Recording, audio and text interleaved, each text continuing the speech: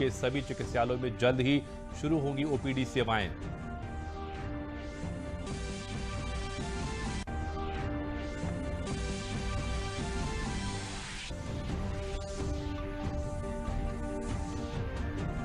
नमस्कार, मैं हूं प्रणब अग्नोत्री और अब समाचारों में आपका स्वागत है। समाचार विस्तार से। मोदी सरकार के दूसरे कार्यकाल का आज 1 साल पूरा हो रहा है। इस मौके पर प्रधानमंत्री नरेंद्र मोदी ने देश के नागरिकों के नाम एक पत्र लिखा, जिसमें उन्होंने मोदी सरकार के 2.0 के कामकाज का ब्यौरा दिया।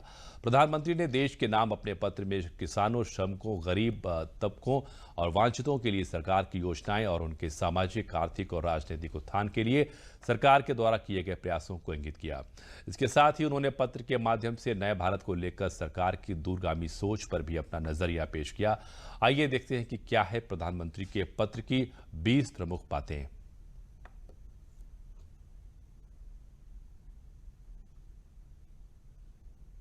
वर्ष 2019 का जनादेश देश के बड़े सपनों के लिए बीते 1 साल में लिए गए फैसले इन्हीं बड़े सपनों की उड़ान है। साथ ही सबका साथ, सबका विकास, सबका विश्वास के मंत्र को लेकर देश हर दिशा में आगे बढ़ रहा है।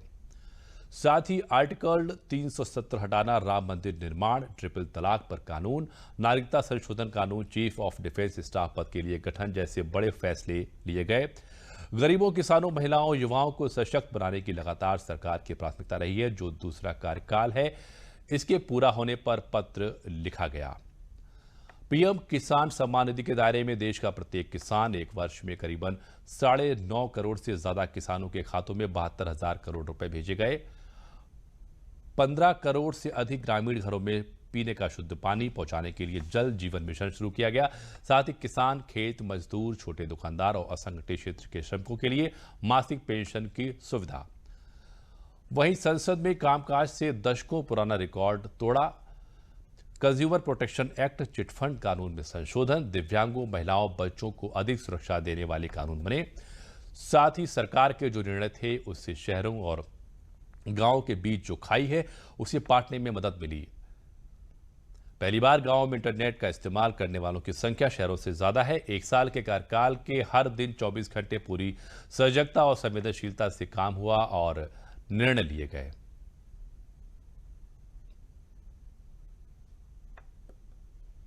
पीएम नरेंद्र मोदी के दूसरे कार्यकाल का जब आज 1 साल पूरा हुआ, तो इस मौके पर केंद्रीय गृह मंत्री और भाजपा के वरिष्ठ नेता अमित शाह ने ट्वीट करते हुए लिखा है कि ऐतिहासिक उपलब्धियों से परिपूर्ण मोदी सरकार 2.0 के 1 वर्ष के सफल कार्यकाल पर देश के लोकप्रिय प्रधानमंत्री श्री नरेंद्र मोदी जी को हृदयपूर्वक बधाई देता हूं। साथ ही मुझे पूर्ण विश्वास है कि आपके दूरदर्शी और निर्णायक नेतृत्व में भारत ऐसे ही निरंतर प्रगतिशील रहेगा। मोदी जी ने इन 6 वर्षों के कार्यकाल में न सिर्फ कई ऐतिहासिक गलतियों को सुधारा, बल्कि 6 दशक की खाई को पाटकर विकास पथ पर अग्रसर एक आत्मनिर्भर भारत की नींव भी रखी। वहीं प्रधानमंत्री नरेंद्र मोदी के दूसरे कार्यकाल का आज पहला साल पूरा हो रहा है। इस अवसर पर भारतीय जनता पार्टी के राष्ट्रीय अध्यक्ष जेपी नड्डा ने पीएम मोदी के कुशल नेतृत्व की सराहना की और ट्वीट करते हुए बताया कि मैं पुनः करोड़ों करोड़ भाजपा कार्यकर्ताओं की तरफ से प्रधानमंत्री श्री मोदी जी का और उनकी सरकार के कार्यकाल के ऐतिहासिक और अभूतपूर्ण 1 साल के पूरा होने पर अभिनंदन करता हूं। हम सभी भाजपा कार्यकर्ता पूरी निष्ठा के साथ देश के निर्माण में मोदी जी का साथ देंगे। दूरदर्शी नीतियों, कर्तव्य निष्ठा से और टीम इंडिया की भावना को मजबूत करते हुए आदरणीय मोदी जी ने देश के लोकतंत्र को नई दिशा प्रदान की।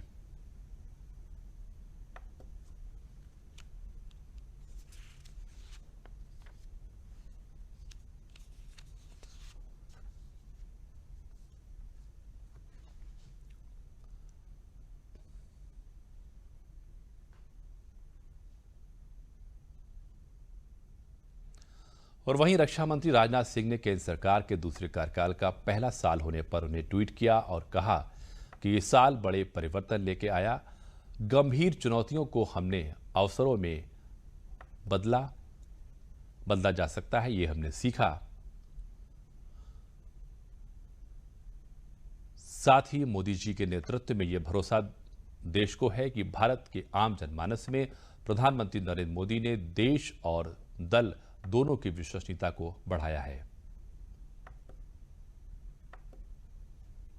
मोदी सरकार के दूसरे कार्यकाल का आज 1 साल पूरा होने पर मुख्यमंत्री योगी आदित्यनाथ ने कहा कि बीता 1 वर्ष भारत सरकार के उन कार्यों के लिए जाना जाएगा जिनकी अभिलाषा दशकों से हर भारतीय जनमानस में रही है।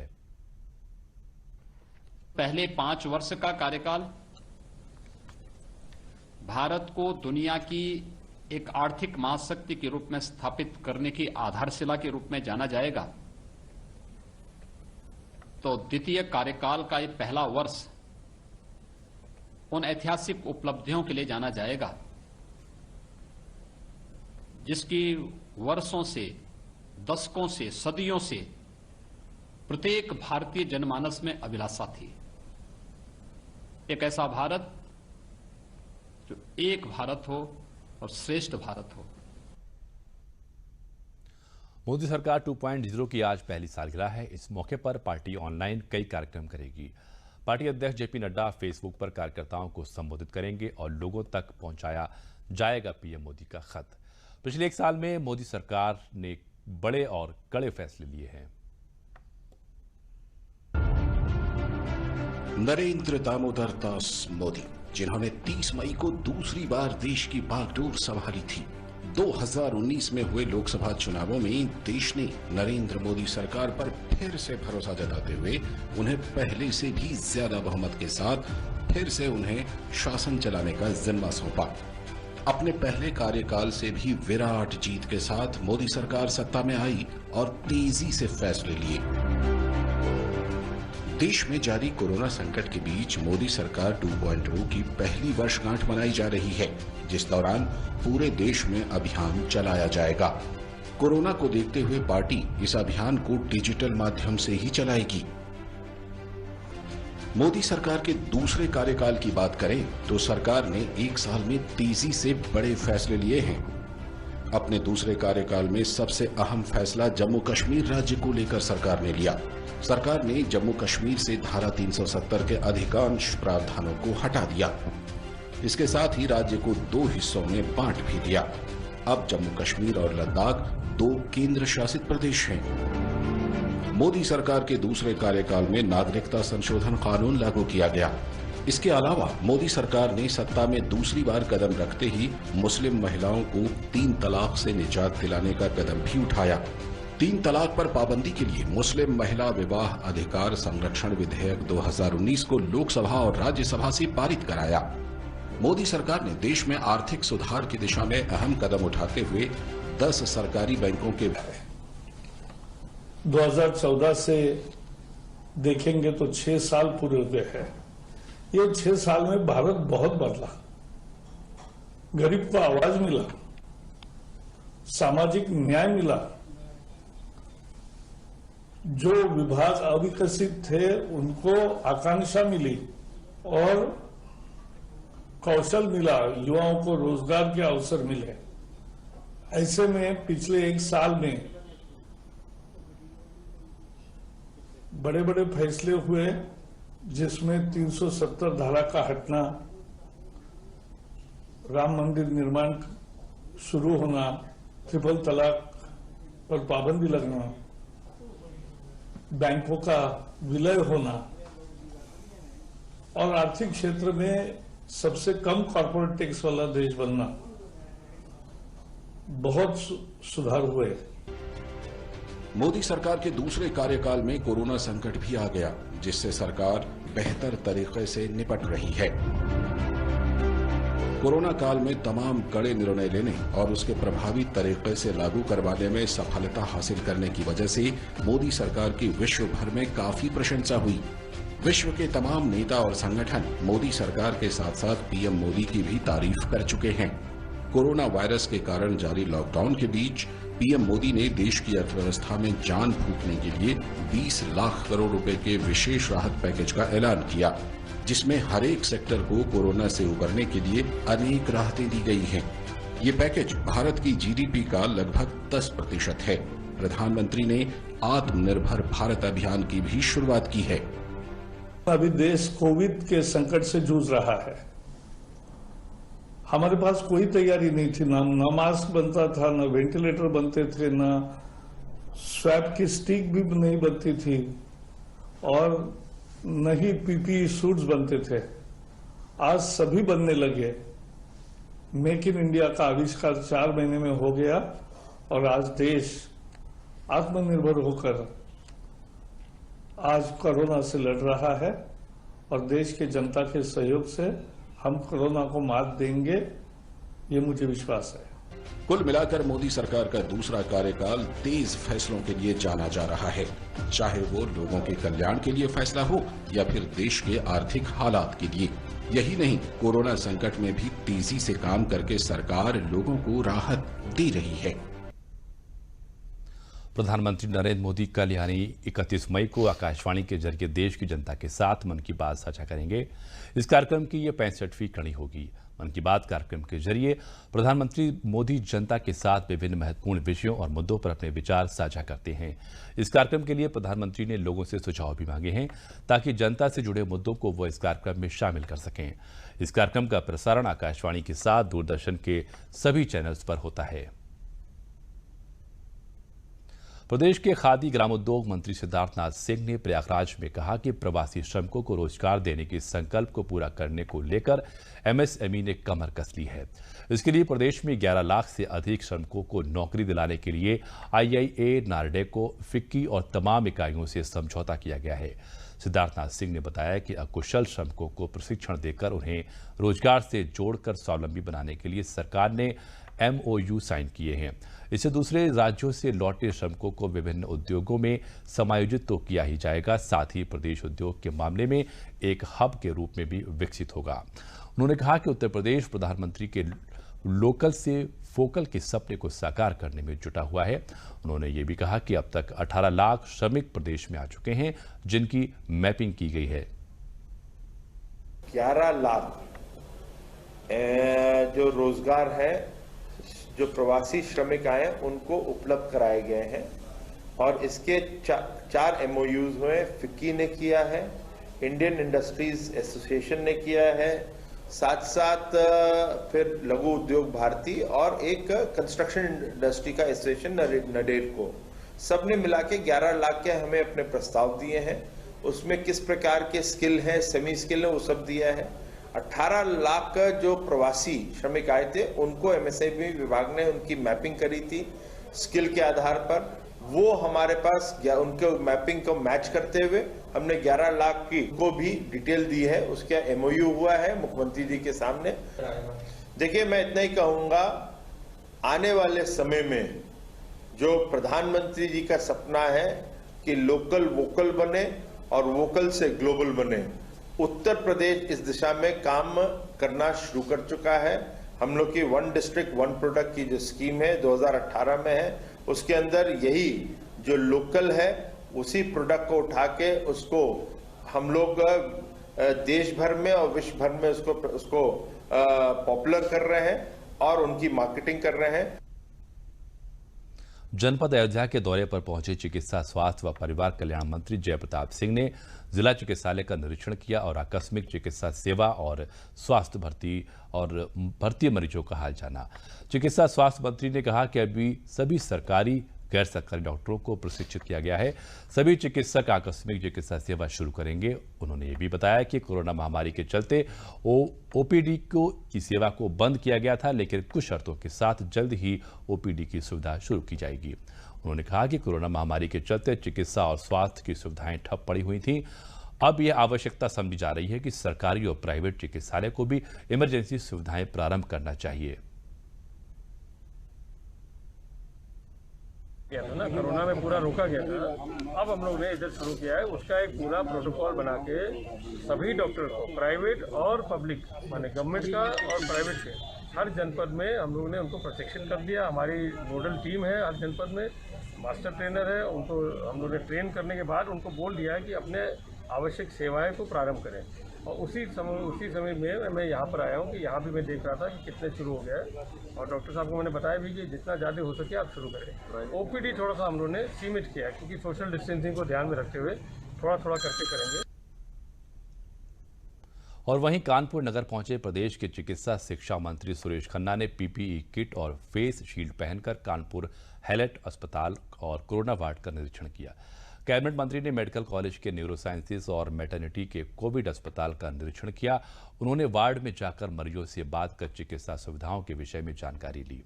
उन्होंने कहा कि हार्ट कैंसर जैसी बीमारियों के सीरियस मरीजों को उचित इलाज मेडिकल कॉलेज में मिल सके, इसको प्रत्यक्ष रूप से देखने के लिए निरीक्षण किया गया है। उन्होंने बताया कि हमारे पास पूरी तैयारी है और प्रदेश में कोरोना वायरस के फैलाव को रोकने के लिए जो व्यवस्था की गई है उसमें काफ़ी सफलता मिली है। उन्होंने कहा कि पूरी दुनिया इस बीमारी से प्रभावित है। हमारी कोशिश है कि लोगों के मन से भय निकले और हमारी हर प्रकार की एक्टिविटी प्रारंभ हो सके। कैबिनेट मंत्री ने कहा कि प्रदेश में लेवल 1, लेवल 2 और लेवल 3 के लगभग 77,000 बेड का इंतजाम किया गया है। बाकी लोग सीरियस पेशेंट्स हैं, चाहे वो हार्ट के हों, चाहे वो ट्रामा के हों, चाहे वो कैंसर के हों या सेमी इमरजेंसी वाले हों, उन लोगों को भी प्रॉपर इलाज की सुविधा मेडिकल कॉलेज में मिल सके, ये प्रत्यक्ष रूप से देखने के लिए आज यहाँ पर आए हैं। यहाँ के बाद हम झांसी जाएंगे। अभी हमने काफ़ी पेशेंट से बात की है कि ये होल्डिंग एरिया है, यहाँ पर पहले टेस्ट होता है, फिर उनकी रिपोर्ट आने तक इंतजार किया जाता है। 74 बेड यहाँ है, 70 बेड दूसरी जगह है। अगर वो पॉजिटिव आते हैं तो उनको उस हिसाब से भेज दिया जाता है, और नहीं तो जिस बीमारी के वो पेशेंट हैं उस वार्ड में उनको भेज दिया जाता है। उनकी तैयारी है। हमारे पास उत्तर प्रदेश में इस कोरोना के फैलाव को रोकने के लिए जो व्यवस्था की है, हम संतुष्ट हैं इस बात से कि काफ़ी कुछ हमें उसमें सफलता मिली है। लेकिन जो इसमें कोरोना से या अदरवाइज जिन लोगों की डेथ हुई है उनके लिए बहुत अफसोस भी है, और हम खासतौर से कोशिश करते हैं इसके फैलाव को हर हालत में रोका जाए। और हम बराबर इस बात का दौरा करते हैं जितने दिन से ये कोरोना का महामारी प्रारंभ हुई, तभी से हम कहीं न कहीं किसी न किसी रूप में सड़कों पर हैं, मेडिकल कॉलेज का दौरा भी करते हैं और लोगों से उसकी फीडबैक भी लेते हैं। विधानसभा अध्यक्ष हृदय नारायण दीक्षित ने वीडियो कॉन्फ्रेंसिंग के माध्यम से लोकसभा अध्यक्ष ओम बिरला की अध्यक्षता में एक बैठक में भाग लिया। इस बैठक के बाद उन्होंने कहा कि इस कमेटी का गठन लोकसभा और विधानसभा में व्यवधान न उत्पन्न हो, इसके लिए किया गया था। लेकिन कोरोना के बाद अब इस बैठक में कैसे सोशल डिस्टेंसिंग मेंटेन करते हुए विधानसभा और लोकसभा की बैठक आयोजित की जाए, इस पर भी विचार किया जा रहा है। अन्य देशों में भी तकनीकी के माध्यम से बैठकों में लोग शामिल हो रहे हैं। क्या उसी तरह से यहाँ विधानसभा और लोकसभा की बैठक संचालित की जा सकती है, इस पर विचार किया गया। माननीय लोकसभा अध्यक्ष श्री ओम बिरला जी ने सदनों में व्यवधान रोकने की दृष्टि से एक कमेटी बनाई थी। उस कमेटी में मुझे संयोजक और 7 अन्य विधानसभा अध्यक्षों को सदस्य बनाया गया था। इस कमेटी की पहली बैठक लोकसभा सचिवालय में हुई थी। उसके बाद अगली बैठक कॉमनवेल्थ पार्लियामेंट्री एसोसिएशन की लखनऊ बैठक के दौरान किए जाने पर विचार किया गया था। कतिपय कारणों से बैठक नहीं हो पाई। इस बीच कोरोना के प्रकोप के चलते बैठकें व्यावहारिक नहीं रह गई थी। आज वीडियो कॉन्फ्रेंसिंग के माध्यम से यह बैठक हुई और सदनों में व्यवधान को दूर करने सहित आज के परिप्रेक्ष्य में बैठकों के संचालन पर भी चर्चा हुई। इस समय विधानसभा की बैठक बुलाकर संपन्न कराना फिजिकल डिस्टेंसिंग के लिए बड़ा व्यवहारिक नहीं है। एक सीट छोड़ना या 2 सीटें छोड़ना, ऐसा करके हम बैठक नहीं कर सकते। विचार ये भी आया कि जिस तरह यूनाइटेड किंगडम में, कनाडा में और अन्य देशों में घर से भी बैठक में हिस्सा लेने की तकनीकी विकसित की गई है, भिन्न भिन्न आधुनिक उपकरणों के माध्यम से, क्या वैसा ही उपाय भारत में भी अपनाया जा सकता है? इस तरह दोनों विषयों पर कि तकनीकी के माध्यम से बैठक करना, कुछ लोगों को उपस्थित रहने के लिए, कुछ लोगों को उपस्थित रहने से छूट देना, और दूसरे कि सदनों में व्यवधान रोकने की दृष्टि से क्या क्या करना, दोनों पर बहुत गंभीर सुझाव आए। और हमारी आज की इस कमेटी की बैठक में छत्तीसगढ़ को छोड़कर 100% उपस्थिति रही। सभी विधानसभा अध्यक्षों ने बैठक में हिस्सा लिया, उत्साहपूर्वक हिस्सा लिया और हमने उत्तर प्रदेश के सभी विधायकों की तरफ से, माननीय मुख्यमंत्री जी की तरफ से सभी के प्रति धन्यवाद व्यक्त किया और शुभकामनाएं की कि वह सब राज्य पूरे देश सहित कोरोना महामारी से मुक्त हों। शाहजहांपुर में लॉकडाउन के चलते बंद चल रहे स्कूलों के कारण बच्चों की पढ़ाई में हो रहे नुकसान की भरपाई करने के उद्देश्य से शाहजहांपुर के जिलाधिकारी ने यूट्यूब चैनल बनाकर एक अनूठी पहल की है। जिलाधिकारी इंद्र विक्रम सिंह ने बताया कि लॉकडाउन के दौरान बंद चल रहे स्कूलों के चलते बच्चों को दूर दराज गांव में रहते हैं, उनकी शिक्षा में हो रहे नुकसान की भरपाई को लेकर यूट्यूब चैनल बनाया है। इसमें 9 से लेकर कक्षा 12 तक के बच्चों के पाठ्यक्रम से संबंधित वीडियो बनाकर अपलोड कर रहे हैं, जिससे लॉकडाउन के दौरान बच्चे घरों में इससे लाभान्वित हो सके। उन्होंने कहा कि इस चैनल पर पाठ्यक्रम के पढ़ाई के वीडियो बनाने में सभी अधिकारियों समेत शिक्षा के जुड़े लोग सहयोग कर ही रहे हैं, वहीं इच्छुक शिक्षक भी अपना सहयोग कर सकते हैं। उन्होंने बताया कि कुछ सीबीएसई बोर्ड जैसे विद्यालय पहले से ही ऑनलाइन शिक्षा पर जोर दे रहे हैं, लेकिन ऐसे नाजुक मौके पर यूपी बोर्ड के बच्चों के लिए इस तरह के प्रयास से पढ़ने में काफ़ी मदद मिलेगी। अपलोड वीडियो से घर बैठकर पढ़ाई कर रहे छात्रों ने बताया कि हम लोगों का पढ़ाई में काफ़ी नुकसान हो रहा था, लेकिन प्रशासन के इस अनूठे प्रयास से काफ़ी हद तक पढ़ने में मदद हो रही है।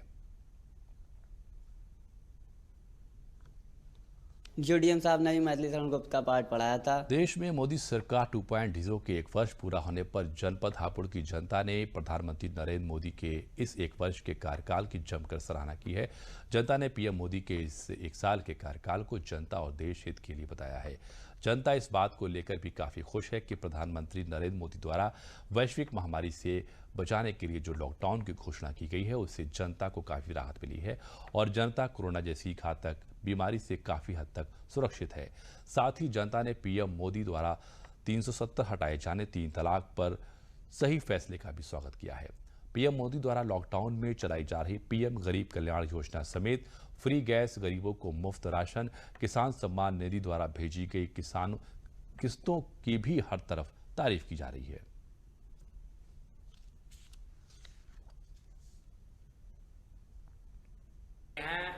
जैसे कि गरीबों के लैट्रिन, बाथरूम, मकान, सर्जिकल स्ट्राइक, देश के लिए 370 हटाना, 3 तलाक और किसानों के लिए 2000 रुपये साल की योजना, 6000 साल की योजना और इसमें 20 लाख करोड़ का जो पैकेज है सभी के लिए।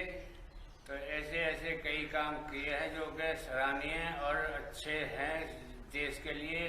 भारत के लोकप्रिय प्रधानमंत्री माननीय श्री नरेंद्र मोदी जी के नेतृत्व में हमारे देश ने जहां एक और चहुमुखी विकास किया है, वहीं 1 वर्ष के अंतकाल में बहुत ही सराहनीय कार्य हुए और इस वर्ष कोरोना संक्रमण। अलीगढ़ में कोरोना वायरस की महामारी के कारण दूसरे राज्यों से आए प्रवासी मजदूरों के बच्चों को अब जिले के परिषदीय स्कूलों में दाखिले की कवायद बेसिक शिक्षा विभाग ने शुरू की है। जिले में दिल्ली, हरियाणा, पंजाब समेत विभिन्न राज्यों से लगभग 3000 परिवार आ चुके हैं। बीएसए ने बताया कि कोविड-19 की महामारी के कारण बच्चों की शिक्षा को रुकने नहीं दिया जाएगा। बच्चों को सरकार की ओर से निःशुल्क शिक्षा दी जाएगी, जिसमें बैग, कॉपी, किताब दी जाएंगी। वहीं अन्य प्रदेशों से आए प्रवासी मजदूरों का कहना है कि लॉकडाउन में अब अपने जिले में आ गए हैं, अब बाहर नहीं जाएंगे, अपने बच्चों को यहीं प्राइमरी स्कूलों में पढ़ाएंगे।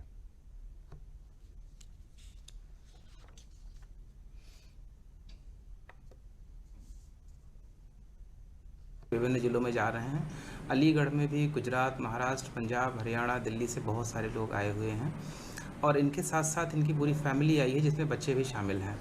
तो हम सबके स्टेशन पर ड्यूटी के दौरान हमें ये ज्ञात हुआ कि बहुत बड़ी संख्या में जो बच्चे आए हैं उनको हमारा विभाग क्यों ना उनका एडमिशन करवाए। इसके लिए हमने पूरे प्रशासन से एक लिस्ट ले ली है और उस सूची के अनुसार इन बच्चों के घरों पर इनके अभिभावकों से संपर्क करके हमारे टीचर इनका स्कूलों में नाम लिखवाएंगे और इनको हर तरह से सारी खाने पीने और इनके कापी किताब, ड्रेस, जूते मोजे सब की व्यवस्था करते हुए उनको अच्छी शिक्षा देने का प्रयास वैश्विक महामारी कोरोना के इस दौर में मनरेगा योजना बाराबंकी जिले में श्रमिकों के लिए वरदान साबित हो रही है, जिसके अंतर्गत आर्थिक रूप से प्रभावित लोगों को रोजगार मिला है।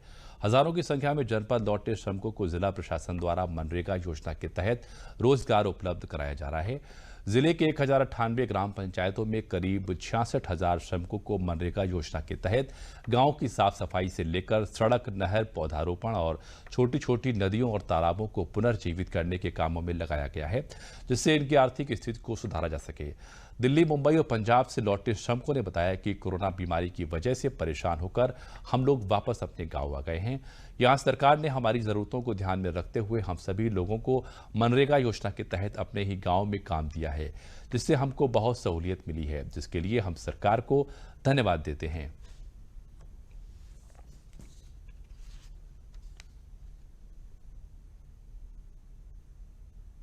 हमारे गांव में जो मजदूर भाई बाहर से आए हुए हैं, इस लॉकडाउन में फंसे हुए, उनको यहाँ करके कोई रोजगार नहीं मिला था। फिर प्रधानमंत्री रोजगार योजना द्वारा उनको काम जो जैसे कि मनरेगा में नाली निर्माण, रास्ता पटाई, चक मार्ग और तालाब खुदाई, इनमें उनको काम दिया गया ताकि जौनपुर जिला चिकित्सालय में आने वाला हर रोगी और उसका परिजन अस्पताल के गेट पर ही सैनिटाइज किया जाएगा। इसके लिए अस्पताल प्रशासन ने एक निजी फाउंडेशन के सहयोग से अस्पताल के आपातकालीन कक्ष के बाहर ऑटोमेटिक सैनिटाइजर मशीन स्थापित की है। इसमें प्रवेश करते ही फव्वारों के माध्यम से दवा निकलेगी, जो व्यक्ति को कीटाणु मुक्त करेगी। फाउंडेशन के कार्यकर्ताओं ने बताया कि इस ऑटोमेटिक सैनिटाइजर मशीन से जिला चिकित्सालय में आने वाले सभी रोगियों को कीटाणु मुक्त करेंगे। साथ ही उन्होंने बताया कि 20 लीटर सैनिटाइजर में लगभग 300 से अधिक लोग पूरी तरीके से सैनिटाइज किए जा सकेंगे। फाउंडेशन के संयोजक ने बताया कि हमारी संस्था कोरोना महामारी के दौरान देश के प्रधानमंत्री नरेंद्र मोदी के आह्वान पर समाज सेवा में जुटी हुई है। आम का निर्यात शुरू होने से आम व्यवसायियों में खुशी की लहर दौड़ गई है। लखनऊ में मंडी सचिव संजय सिंह ने बताया कि कल ही दुबई से 3 टन आम भेजा गया है और हवाई मार्ग द्वारा 700 टन या ओमान, कतर, बहरीन भेजा जाएगा। मंडी परिषद के द्वारा किसानों को आम को निर्यातकों के माध्यम से भेजने पर 6 रुपये प्रति किलो प्रोत्साहन राशि दी जा रही है। यूरोपियन देशों में BHT के माध्यम से और गल्फ देशों में हॉट वाटर के माध्यम से आम भेजा जा रहा है। विदेशों में दशहरी आम की मांग बहुत ज्यादा है। किसान लोग हैं तो अब जो है हम लोगों का आम जो है वो विदेश जा रहा है, इससे गवर्नमेंट ने हम लोगों को छूट दे दी थी। इससे हम लोगों को बहुत फ़ायदा होगी और हमारा सुरक्षित आम भी पहुंच जाएगा, इसलिए हम किसान। आगरा एवं झांसी मंडल के कुछ क्षेत्रों में टिड्डी दल के प्रकोप को देखते हुए कानपुर देहात में प्रशासन सतर्क हो गया है। कानपुर देहात में भी अब टिड्डी के प्रकोप की संभावनाएं बढ़ने लगी हैं। टिड्डी दल का प्रकोप फसलों के लिए घातक होता है। टिड्डी दल के आक्रमण से बचाने के लिए मुख्य विकास अधिकारी ने हेल्पलाइन नंबर जारी किए हैं। मुख्य विकास अधिकारी जोगिंदर सिंह ने बताया कि जिले में टिड्डी दल के प्रकोप की सूचना ग्राम प्रधान, लेखपाल, कृषि विभाग के प्राविधिक सहायकों एवं ग्राम विकास पंचायत अधिकारी के माध्यम से कृषकों तक तत्काल पहुंचाई जाएंगी। नीम ऑयल की 40 मिली मात्रा को 10 ग्राम कपड़े धोने के पाउडर के साथ मिलाकर प्रति टंकी पानी में डालकर छिड़काव करने से भी टिड्डी फसलों को नहीं खाते हैं। साथ ही जिन मिट्टी वाले क्षेत्रों में अधिक संभावना है उनको जुताई करवा दें एवं जल का भराव करवा दें। मुख्य विकास अधिकारी ने कहा कि टिड्डी दल के प्रकोप से संबंधित किसी भी प्रकार की सहायता के लिए मोबाइल नंबर 9454945011 और 6386491400 पर व्हाट्सएप या फोन कर संपर्क किया जा सकता है। प्राप्त हुई इसके तहत हम लोगों ने कंट्रोल रूम जिला कृषि अधिकारी के फोन नंबर के रूप में स्थापित कर दिया था। इसके तहत हम लोगों ने एक राहत दल, जिसमें मुख्य विकास अधिकारी अध्यक्ष हैं, DD एग्रीकल्चर और जिला कृषि अधिकारी और जिला रक्षा अधिकारी, जिसमें हम लोगों के सदस्य हैं, वो गठित किया गया है तथा एक एडवाइजरी जारी की गई है किसानों के लिए कि जैसे ही कोई टिड्डी का अटैक कोई दल यहाँ पर स्थापित होता है तो उसकी सूचना लेखपाल या सचिव के माध्यम से जिला प्रशासन को तत्काल अवगत कराएं। इसके अलावा यहाँ पर बलुई मिट्टी है, क्योंकि ये बलुई मिट्टी में अंडा देता है। अगर ऐसी खेती के आसपास बलुई मिट्टी के क्षेत्र है तो उसकी सिंचाई कर दें, उसको कम से कम थोड़ा पानी डाल के उसको गीला कर दें जिससे वो वहाँ रुक ना पाए। और इसी के साथ समाचार समाप्त हुए। नमस्कार।